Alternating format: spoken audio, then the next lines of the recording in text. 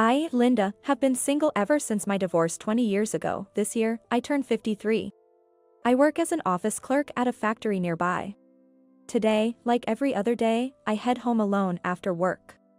I stop at the supermarket, buy some groceries, and return to my modest apartment. At home, I cook a simple meal and eat dinner by myself. Then I take a bath, drink some wine while watching TV, and go to bed when I feel sleepy. When I wake up, it's morning again, and a new long day begins. This is my routine on weekdays. On weekends, I do household chores and have plenty of time to spare, with nothing much to do. I spend my days lounging or watching TV. Without any hobbies, I just pass the time, feeling unfulfilled. The lonely hours at home make me grow increasingly displeased with myself. At my age, remarrying is hard, and my friends are all busy with their families, so I hesitate to call them over. I realize I've just been living a plain and simple life. I was once married and lived a happy life. I was blessed with a lovely son. But since my divorce, I haven't seen my ex-husband, John, or my son, Michael, even once. The divorce was due to irreconcilable differences with John. When we were dating and newly married, we cared for each other and held back our opinions. Both John and I are strong-willed and often insisted on our own way. The longer we were together, the less we held back, hurting each other until we couldn't take it anymore. That's why we got divorced. John, who had a higher income, got custody of Michael. It was hard to be away from my beloved son, but I thought he'd be happier with his well-off father, so I suppressed my desire to live with him. I decided not to see Michael, considering he might have a new mom. He probably doesn't even remember me. It makes me sad to think about it. What has the little boy I remember grown up to be like? Sometimes I long to see him. Feeling down, I thought of him one day. Maybe I should dress up and go shopping. I took out my favorite skirt from the closet and tried it on. But it was too tight at the waist, and I couldn't zip it up. Ugh, it's tight. Then I stepped on the scale and saw I'd gained 11 pounds. Looking in the mirror, I saw a round figure staring back. Oh no. I looked terrible. Seeing that, I knew I had to change. I decided to join a gym for the first time in my life. I quickly looked up nearby gyms on the internet and went to one. Excuse me. It's my first time here. When I spoke to a female staff member at the entrance, she said, "I'll call someone to assist you, please wait over there." It felt somewhat empty, a middle-aged woman alone at the gym on a weekend, trying to lose weight, but it's better than getting heavier. Then, I looked around and remembered the days when I was dating my ex-husband, John. He used to go to the gym almost every day. Our routine was that I would pick him up from the gym before our dates. John, with his tanned and toned body, was good at sports and had a kind personality. Thinking about it, he was a wonderful boyfriend, almost too good for me.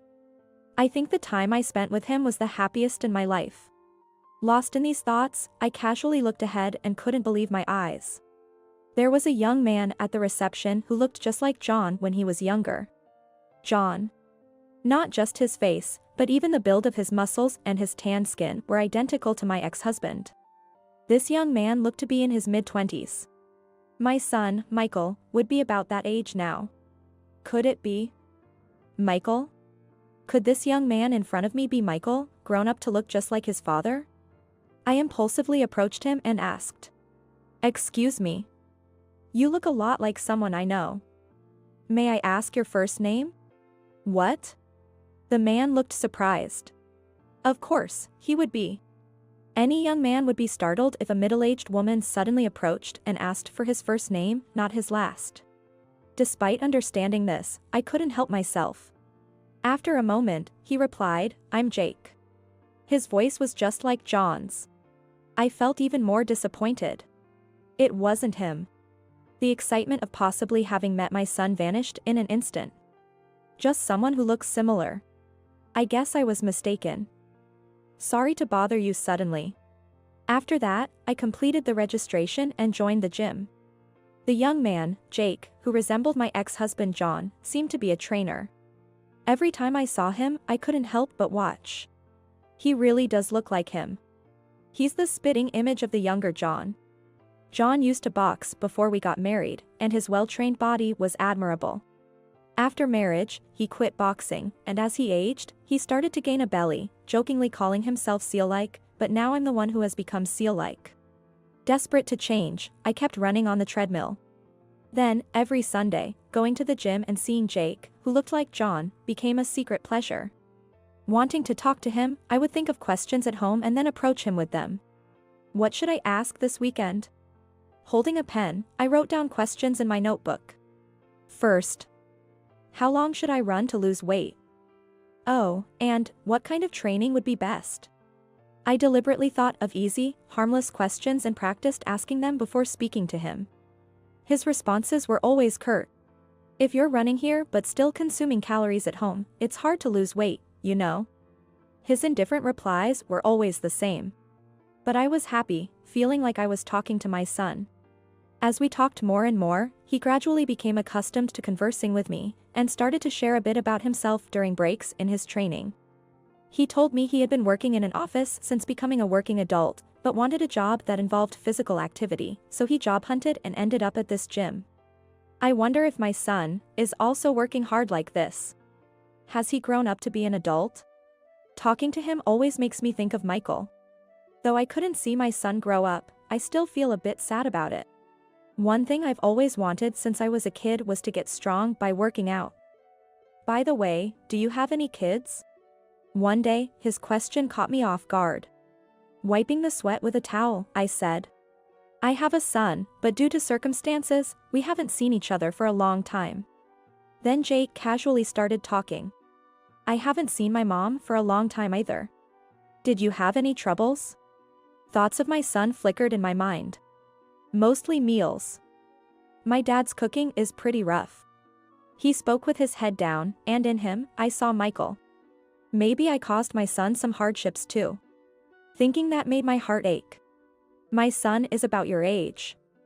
I haven't seen him for decades, so he probably doesn't remember me. Then Jake thought for a while and quietly said, if you get a chance, you should meet him. Maybe your son wants to see the face of the mother who gave birth to him.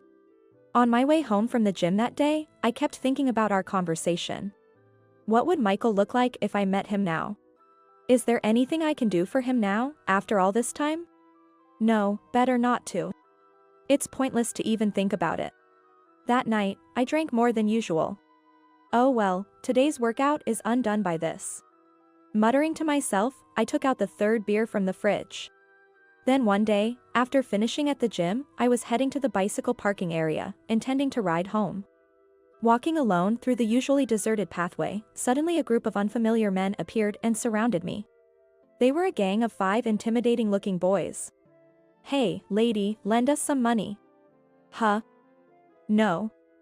Why should I lend you money? Come on, just hand over your purse. You have it, don't you? A blonde guy with a scar on his face pressed in. I was terrified. What should I do? I was shaking with fear. Someone, help me. I tried to scream, but no voice came out. My legs were frozen, and I couldn't move from the spot.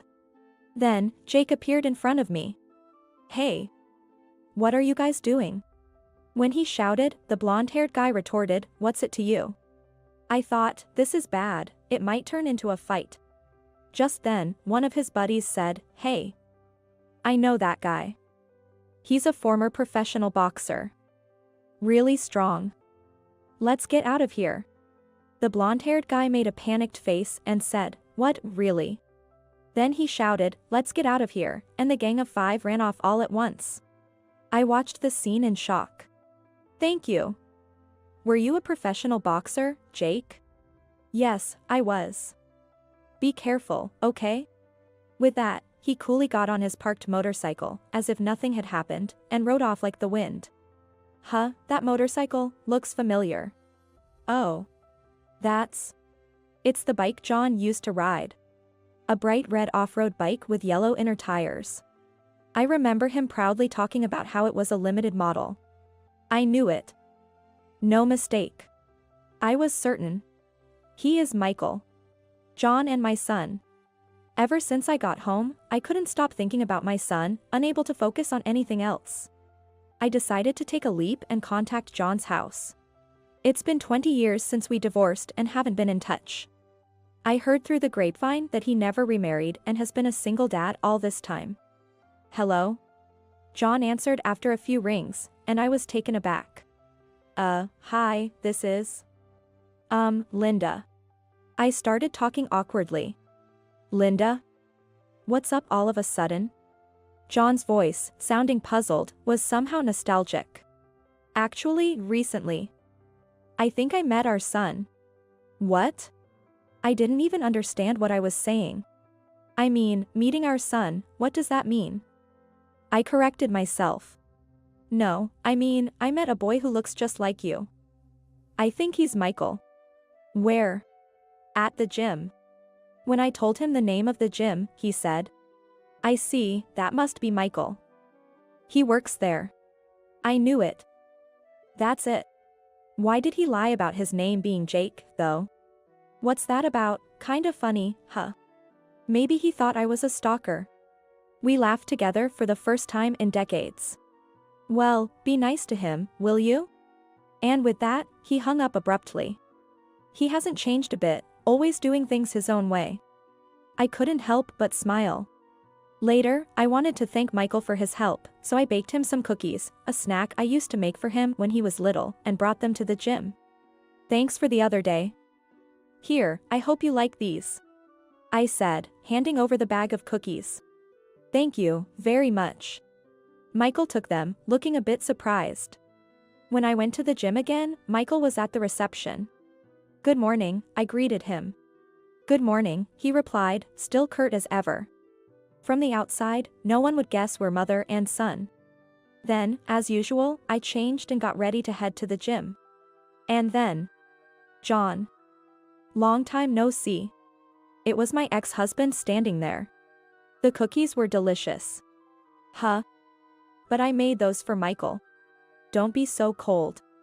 Looking around the gym, I saw Michael standing nearby, looking our way. I asked John, why are you here?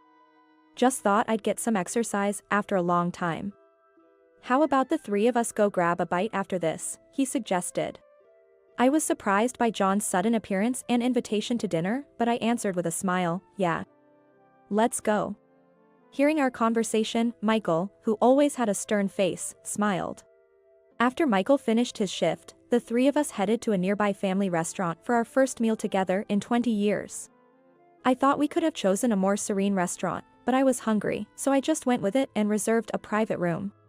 As we sat in silence, wondering what to talk about, Michael suddenly downed a beer mug and, looking at me, started talking. You know. I've been thinking, maybe, ever since I heard your name. I thought there's no way we'd meet like this. But after eating those cookies, I knew for sure you're my mom. I used to eat them a lot as a kid and loved them. I was surprised to see him talking so freely, unlike his usual cool demeanor. I've always dreamed of getting together with my family as an adult. There's something I've wanted to say for a long time. With a serious look, he gazed into my eyes and said, Thank you for giving birth to me. Mom. The Michael in front of me was so different from the one I saw at the gym. I should be the one saying thanks. You've grown up so strong and respectable. I was overwhelmed with joy at his sudden confession. You did all the housework and raised him all by yourself for so long.